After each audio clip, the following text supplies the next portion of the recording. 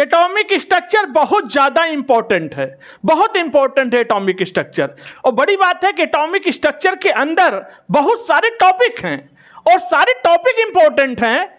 Atomic structure में जो सबसे ज़्यादा एग्जाम में पूछा जाता है, मैं उन टॉपिक को पहले लेना स्टार्ट करूंगा और फिर पूरा चैप्टर कवर करूंगा। तो हेलो मेरे प्यारे बच्चों, कैसे हैं आप सब? आप सबका स्वागत है आपके प्री चैनल पीसी ग्रुप में और मैं पीसी सर, आपका केमिस्ट्री मेंटर। आइए स्टार्ट करते हैं एटॉमिक स्ट्रक्चर। आप लोग अच्छा लगे तो वीडियो को लाइक करिएगा, चैनल को सब्सक्राइब करिएगा, बेल आइकन प्रेस करिएगा, और अच्छा न लगे तो जरा भी हेडक मत लेना, जरा भी दिमाग पे बच्चों प्रेशर मत लेना, जबरदस्ती लाइक सब्सक्राइब मत करना, अच्छा लगे तो जरूर करना लाइक सब्सक्राइब। एटॉमिक स्ट्रक्चर में सबसे पहले बात एटम से ही बात स्टार्ट करते हैं। सपोज करिए कि ये कोई एटम है, और हमेशा याद रखिएगा कोई भी दुनिया का एटम हो, कोई भी एटम हो, किसी भी एटम को बनने के लिए 3 फंडामेंटल पार्टिकल्स की ज़रूरत पड़ती है। बिना 3 फंडामेंटल पार्टिकल के दुनिया का कोई भी एटम बन नहीं सकता है। इसका एक ही अपवाद है, अभी बात करेंगे। किसी भी एटम को बनाने के लिए 3 फंडामेंटल चाहिए पार्टिकल्स, वो है इलेक्ट्रॉन, प्रोटॉन और न्यूट्रॉन। किसी भी एटम को बनाने के लिए इन 3 फंडामेंटल पार्टिकल की आवश्यकता पड़ती है। इसका केवल एक एक्सेप्शन है, एक्सेप्ट हाइड्रोजन। हाइड्रोजन दुनिया में एक ऐसा एटम है जिसमें न्यूट्रॉन नहीं पाया जाता है।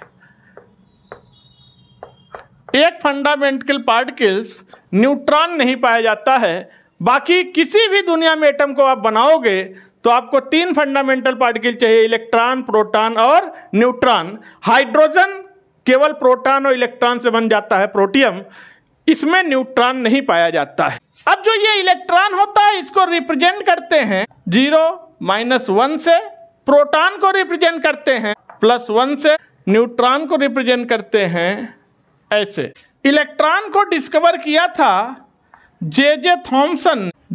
थॉमसन ने। प्रोटॉन को डिस्कवर किया गोल्डस्टीन ने। गोल्डस्टीन, कुछ लोग बोलते हैं प्रोटॉन को रदरफोर्ड ने डिस्कवर किया था। डिस्कवर गोल्डस्टीन ने किया था, रदरफोर्ड ने नाम दिया था। न्यूट्रॉन को डिस्कवर किया था जेम्स चैडविक ने।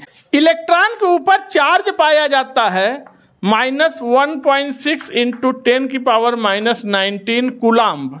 ये क्या है? चार्ज है। और इतना ही चार्ज प्रोटॉन पे पाया जाता है अपोजिट साइन के साथ, यानी +1.6 × 10⁻⁻19 कूलम्ब।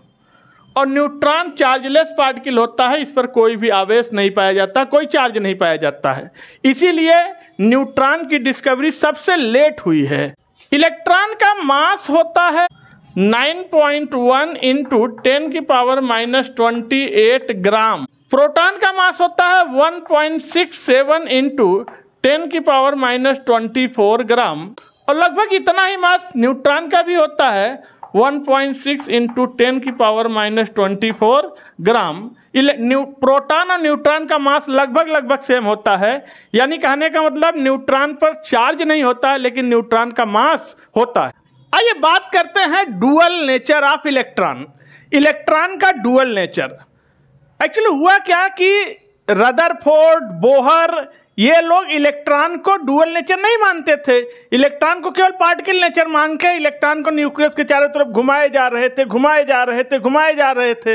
ये तो दिक्कत तब आया जब बड़े साइंटिस्ट आना स्टार्ट हुए, हाइजेनबर्ग, डी ब्रोगली ने कहा कि ऐसा नहीं है कि इलेक्ट्रॉन केवल पार्टिकल का ही काम करेगा। तभी डी ब्रोगली इक्वेशन निकल कर आया। सपोज करिए कि ये कोई न्यूक्लियस है, हमें पता है न्यूक्लियस में पॉजिटिव चार्ज होता है, इसमें न्यूट्रॉन है और प्रोटॉन है। न्यूक्लियस के अराउंड ये सेल्स हैं और इन सेल्स में पाए जाते हैं इलेक्ट्रॉन। अब ये इलेक्ट्रॉन पार्टिकल है, ये न्यूक्लियस के चारों तरफ घूम रहा है, ऐसा एजम्पशन रदरफोर्ड, बोहर साहब मानते थे। लेकिन बाद में ये बात पता आया कि इलेक्ट्रॉन पार्टिकल के साथ साथ वेव का नेचर भी शो करता है। और अगर ये वेव है तो फिर ये लहरा के चलेगा कमर।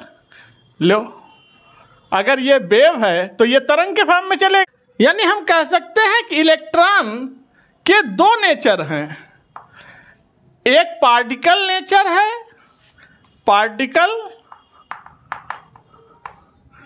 और एक वेव नेचर है,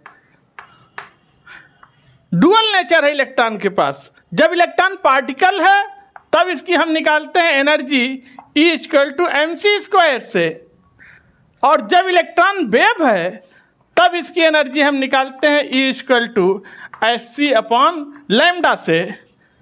यहाँ पर m क्या है, मास, c क्या है, वेलोसिटी ऑफ लाइट, h क्या है, प्लैंक कांस्टेंट, c क्या है, वेलोसिटी ऑफ लाइट, लैम्डा क्या है, वेवलेंथ।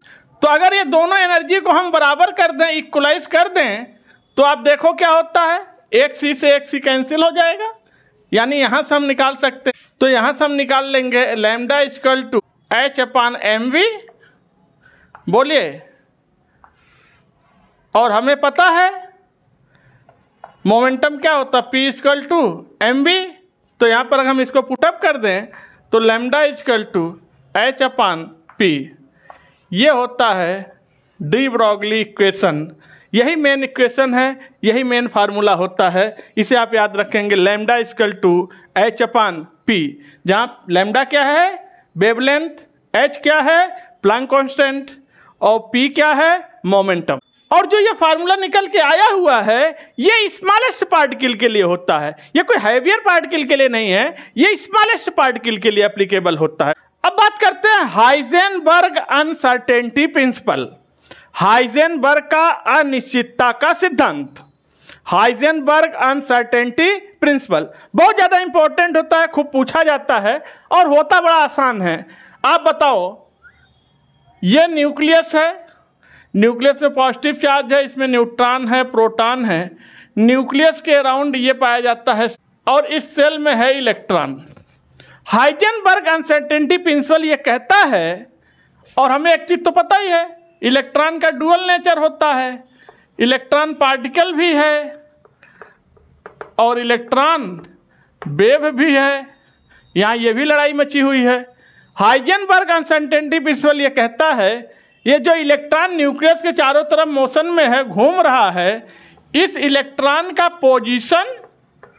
पोजीशन और मोमेंटम यानी वेलोसिटी की बात हो रही है, वेलोसिटी, ये दोनों चीज़ें एक साथ हम सही नहीं बता सकते। इलेक्ट्रॉन का पोजीशन और इलेक्ट्रॉन की वेलोसिटी दोनों चीज़ों को एक साथ एक्यूरेट बता पाना संभव नहीं है, इसमें अनसर्टेनिटी है। अगर एक एक पूछा जाए तो आप बता लेंगे, पोजीशन पूछा जाए तो आप बता लेंगे, वेलोसिटी पूछा जाए तो आप बता लेंगे, लेकिन पोजीशन वेलोसिटी को एक साथ एट ए मोमेंट पूछा जाए तो आप सही बता लेंगे। इस चीज़ में अनसर्टेनिटी है, इस चीज़ में अनिश्चितता है कि जो आप रिजल्ट निकालेंगे वो रिजल्ट सही आएगा, ऐसा श्योर नहीं है। इसी को बोलते हैं हाइजेनबर्ग अनसर्टेनिटी प्रिंसिपल। यानी इनका फार्मूला होता है ΔX × ΔP is greater than equal to h/4π। ये होता है हाइजेनबर्ग अनसर्टेनिटी प्रिंसिपल का फार्मूला। देख, तो इस फार्मूले में ΔX uncertainty in principle, ΔP uncertainty in velocity, और h क्या है, प्लैंक कांस्टेंट, और m क्या है, मास ऑफ इलेक्ट्रॉन, बाकी पाई आप जान ही रहे क्या होता है। आइए अब बात करने चल रहे हैं व्हाट इज क्वांटम नंबर्स। बहुत ज़्यादा पूछा जाता है, ये जितनी चीज़ें बातें हो रही हैं ये सब सबसे ज़्यादा एग्जाम में पूछे जाते हैं, इसलिए वीडियो पर कंटिन्यू बने रहिएगा और वीडियो को हाइप भी करिएगा। बच्चों, क्वांटम नंबर क्या होता है? कहते हैं quantum number basically postal address होता है इलेक्ट्रॉन का, इलेक्ट्रॉन का पोस्टल एड्रेस होता है क्वांटम नंबर। ये क्या हुआ, मतलब ये है कि मान लो आपको कोई एक लेटर भेजना है आपको किसी को, और वो व्यक्ति कहाँ रहता है, पहले तो ये पता चले वो किस कंट्री में रहता है।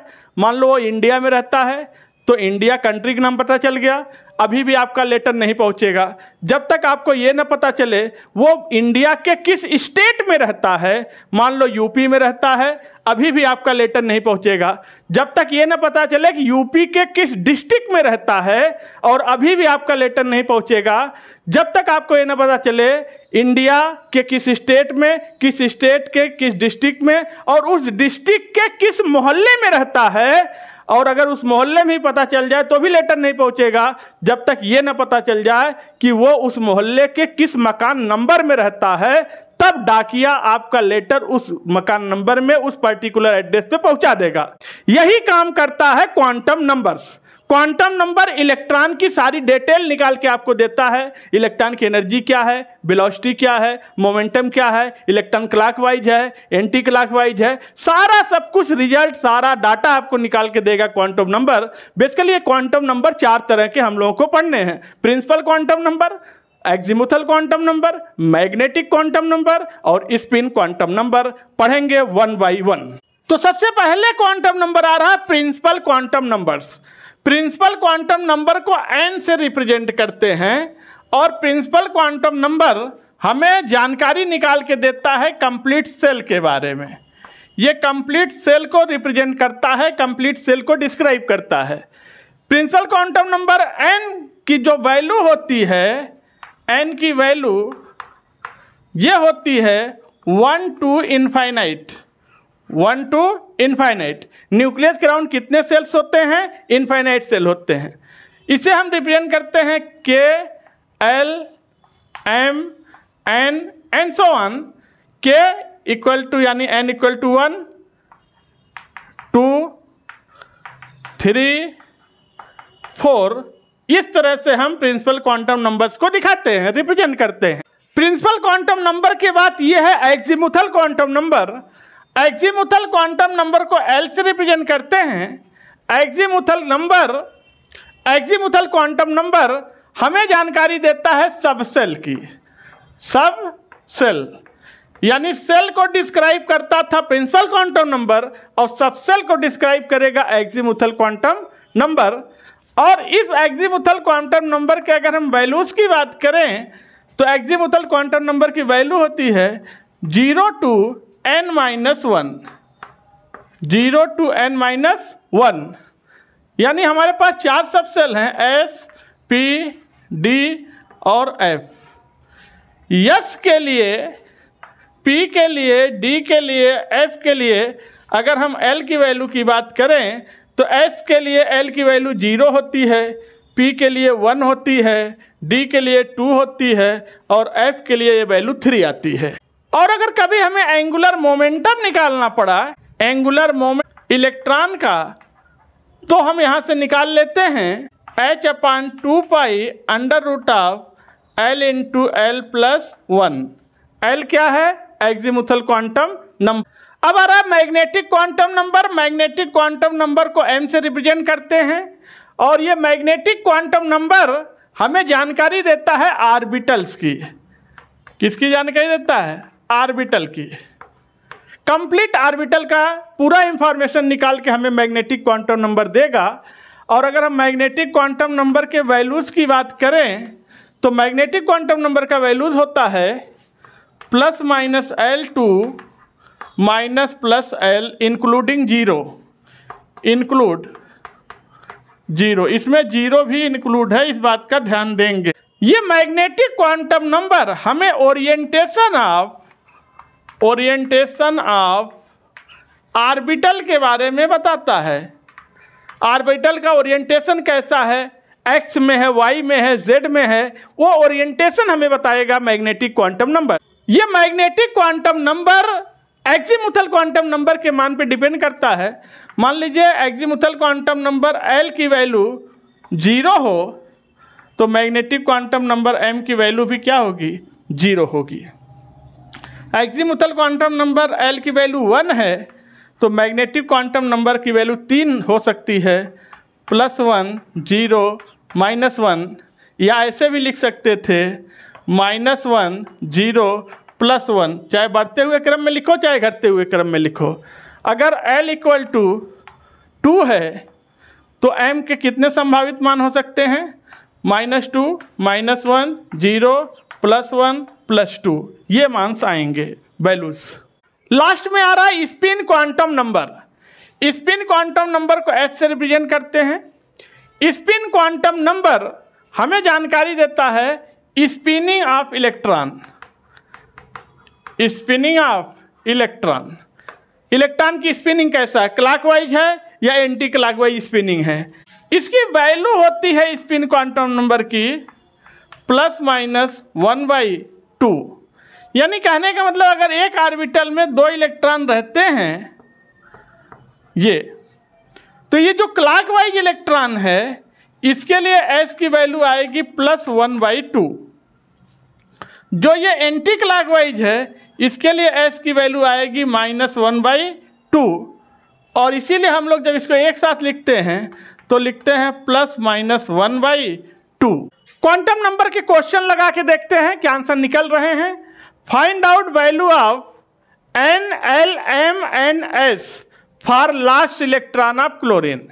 यानी क्लोरीन के अंतिम इलेक्ट्रॉन के लिए principal quantum number, azimuthal quantum number, magnetic quantum number और स्पिन क्वांटम नंबर्स की वैल्यू निकालनी है हमें।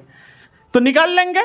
क्लोरीन है, एटॉमिक नंबर 17, इलेक्ट्रॉनिक कॉन्फ़िगरेशन करिए 1s², 2s², 2p6, 3s², 3p। तो गिन लीजिए 10, 2 12 और 12 5 17। तो पूछ रहा है लास्ट इलेक्ट्रॉन के लिए हमें निकालना है n की वैल्यू, l की वैल्यू, m की वैल्यू और s की वैल्यू। लास्ट इलेक्ट्रॉन कहाँ होगा, इसी में होगा। तो आइए p में इलेक्ट्रॉन फिल करके देख लेते हैं। p सबसेल में कितने ऑर्बिटल होते हैं, 3।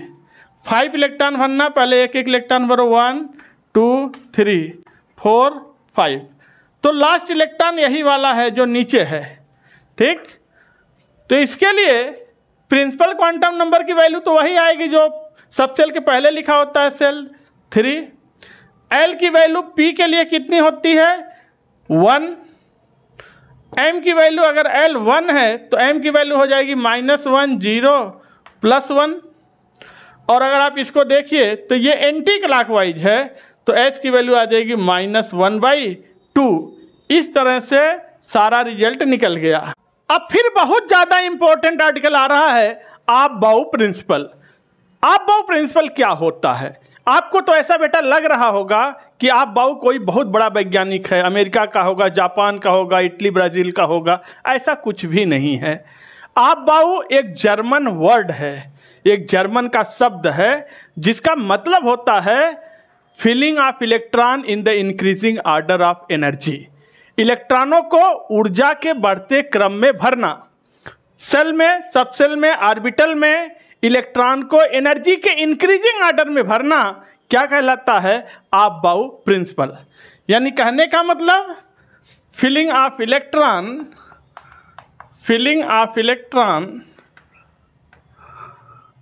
Electron in increasing order of energy, energy के बढ़ते क्रम में इलेक्ट्रॉनों को भरना है, इसे बोलते हैं Aufbau principle. Aufbau is a German word, German word. ये कोई साइंटिस्ट नहीं है, जिसका मतलब होता है बिल्डिंग अप। इसका मतलब क्या होता है, बिल्डिंग। ईंट को रख के पूरा बिल्डिंग, पूरा महल तैयार कर लेते हैं, उसी तरह से बिल्डिंग अप होना है। एनर्जी के बढ़ते क्रम में जैसे इलेक्ट्रॉनों को भरते चलेंगे तो आपबाउ का एक सीक्वेंस बन जाएगा और फिलिंग ऑफ इलेक्ट्रॉन का एक ऑर्डर सेट हो जाएगा। उसी से हम लोग इलेक्ट्रॉनिक कॉन्फ़िगरेशन करेंगे। आपबाउ प्रिंसिपल पढ़ने का मेन मोटो है कि हमें इलेक्ट्रॉनिक कॉन्फ़िगरेशन करना हो तो हम आपबाउ प्रिंसिपल से इलेक्ट्रॉनिक कॉन्फ़िगरेशन करेंगे, इलेक्ट्रॉनों को फिल करेंगे ऑर्बिटल। आपबाउ का एक डायग्राम बनाते हैं। ये है 1, तरीका देख लेना, फिर इसे काटेंगे, आसानी से कटेगा। दूसरे में 2, तीसरे में 3, चौथे में 4, इसे 2 बार लिखते हैं, फिर घटेंगे 3, फिर 2 और फिर 1। तो ये पहला है, तो ये है 1s, ये है 2s, 2p, 3s, 3p, 3d, 4s, 4p, 4d, 4f, 5s, 5p, 5d, 5f, 6s, 6p, 6d, 7s, 7p और ये है 8s। देखिएगा अब ये जो बन गया स्ट्रक्चर जो आप देख रहे हैं, ये जो शक्ल बना हुआ है, इसको कट करना है। ये अबाव प्रिंसिपल का डायग्राम है, तो जरा इसको कट करिए। तो ये आ गया, कट हुआ। इसको भी कट करिए, ये कट हुआ। इसको भी कट करिए, कट हुआ। इसको भी कट कर दीजिए, कट कर दीजिए। सब बिल्कुल सेट कट होगा, देखना। कट करिए, कट गया। इसको भी कट करिए, कट गया। अब करना क्या होता है अबाव प्रिंसिपल में बच्चों, इसको समझना। जैसे मान लो आप यहाँ से कट करके आए, तो यहीं से आपको पीछे जाना है, यहीं से आपको बैक हो जाना है और फिर पीछे से फिर आगे आना है। यानी यहाँ से गए पीछे, पीछे से फिर आगे आए, फिर आगे आ गए, फिर यहीं से पीछे हो जाओ, ठीक है, और फिर पीछे से आगे आ जाओ। यानी यहाँ से डायरेक्ट यहाँ नहीं जाना है, गलत हो जाएगा। यहाँ से आपको तुरंत पीछे हो जाना है और यही काम सब में करना है, ठीक है। तो अब आप इस सीक्वेंस को देखिए, तो आपको एकदम सीक्वेंस में एनर्जी के बढ़ते हुए क्रम में ये ऑर्बिटल सेट हो गए हैं। सबसे पहले सबसे कम एनर्जी किसकी है? 1s की, ठीक। 1s से ज़्यादा एनर्जी किसकी है? 2s की। ऐसे हो जाओ, 2s, 2s के बाद 2p, 2p से ज़्यादा 3s, 3s से ज़्यादा 3p, 3p और 3p से ज़्यादा 4s, 4s से ज़्यादा 3d, 3d से ज़्यादा 4p, 4p से ज़्यादा 5s, 5s से ज़्यादा 4d, 4d से ज़्यादा 5p, 5p से ज़्यादा 6s। इस तरह से पूरा एक एनर्जी के बढ़ते हुए क्रम में ऑर्बिटल को सेट कर लिया, ठीक। ये किस में है? एनर्जी के बढ़ते हुए क्रम में। और इसी से हम इलेक्ट्रॉनिक कॉन्फ़िगरेशन करेंगे, इलेक्ट्रॉनिक विन्यास करेंगे, इलेक्ट्रॉनों को फिल करेंगे।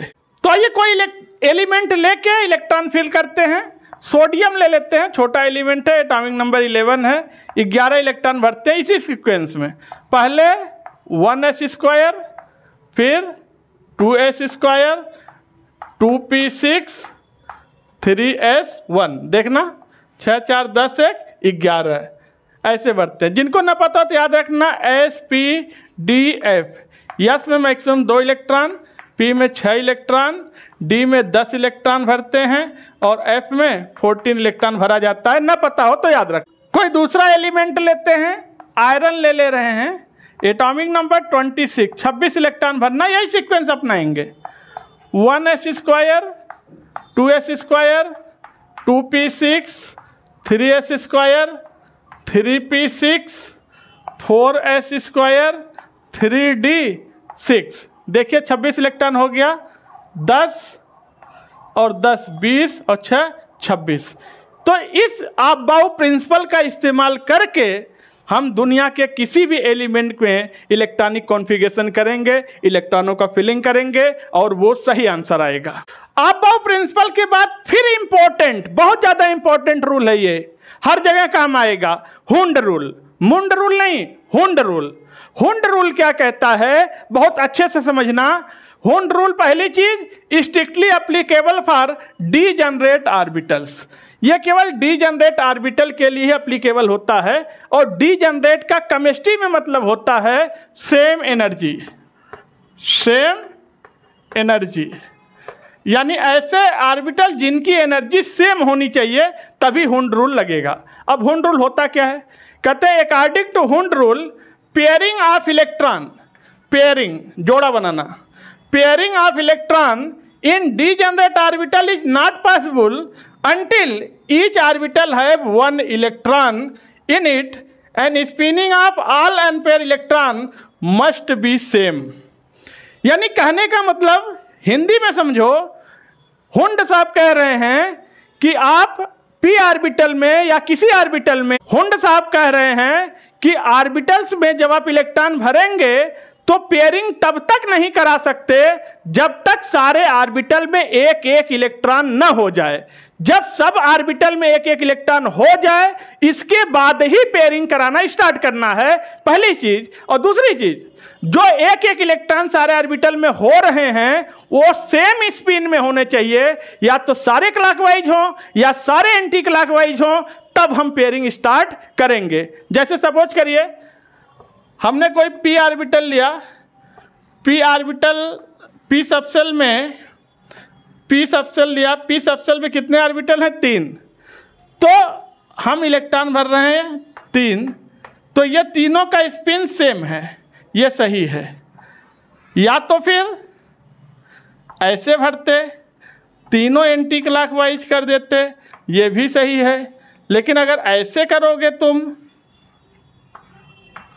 कि एक क्लॉकवाइज, एक एंटी क्लॉकवाइज, फिर क्लॉकवाइज, तो ये स्पिनिंग सही नहीं है।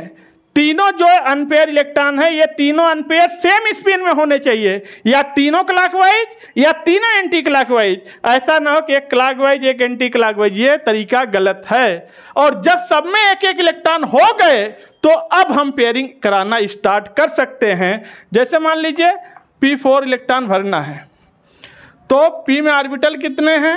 3। तो पहले सारे ऑर्बिटल में एक एक इलेक्ट्रॉन डालो, चाहे क्लॉकवाइज डालो चाहे एंटी क्लॉकवाइज डालो, लेकिन पहले सब में एक एक इलेक्ट्रॉन भरो। सारे क्लॉकवाइज हो गए, अब हम पेयरिंग करा सकते हैं या तो इधर से या उधर से, 20 से नहीं। तो लीजिए 4, ये पेयरिंग सही है, देखिएगा। लेकिन अगर आप ऐसे इलेक्ट्रॉन भर देते तो ये गलत हो जाता। 4 इलेक्ट्रॉन आप ऐसे भर देते, 1 2 3 4, तो ये गलत हो जाता, क्योंकि अभी ऑर्बिटल खाली था, सब में एक एक इलेक्ट्रॉन नहीं हुआ और आपने पेयरिंग करा दिया, ये गलत हो गया। तो बेसिकली हुंड रूल यही सिखाता है कि जब सारे ऑर्बिटल में एक इलेक्ट्रॉन हो जाए तब पेयरिंग स्टार्ट करो, और वो सारे इलेक्ट्रॉन जो भर रहे हो वो तो या तो क्लॉकवाइज हो या एंटी क्लॉकवाइज हो। फिर एक इंपॉर्टेंट प्रिंसिपल आ रहा है अबाउ और हुंड के बाद, यह है पाउलीज एक्सक्लूजन प्रिंसिपल। खूब पूछा जाता है पाउलीज एक्सक्लूजन प्रिंसिपल होता क्या है। पाउलीज एक्सक्लूजन प्रिंसिपल होता है, पहले आप डिफिनीशन देख लो फिर समझाते हैं। No 2 electron of any atom have same value of all 4 quantum numbers, means any orbital of any subshell contain 2 electron with opposite spin always. अब प्रिंसिपल ये कहता है कि किसी भी सबसेल के अंदर जो ऑर्बिटल होता है उस ऑर्बिटल में 2 इलेक्ट्रॉन रह सकते हैं, वो भी अपोजिट स्पिन में रह सकते हैं, एक क्लॉकवाइज और एक एंटी क्लॉकवाइज। यानी कहने का मतलब किसी ऑर्बिटल में पाए जाने वाले दोनों इलेक्ट्रॉनों का चारों क्वांटम नंबर की वैल्यू कभी भी सेम नहीं हो सकती है। ये बोल रहा है पाउलीज एक्सक्लूजन प्रिंसिपल। इस बात को हम ऐसे भी कह सकते हैं, किसी ऑर्बिटल में पाए जाने वाले 2 इलेक्ट्रॉनों के लिए चारों क्वांटम नंबर का वैल्यू सेम नहीं आएगा, लेकिन 3 क्वांटम नंबर की वैल्यू सेम हो सकती है, और चौथा quantum number spin quantum number उसकी वैल्यू हमेशा डिफरेंट आएगी। जैसे सपोज करिए ये कोई ऑर्बिटल है, हमने ले लिया एक 2s² है, इसमें 2 इलेक्ट्रॉन हैं, एक क्लॉकवाइज और एक एंटी क्लॉकवाइज। इसके लिए हमें चारों क्वांटम नंबर्स की वैल्यू निकालना है।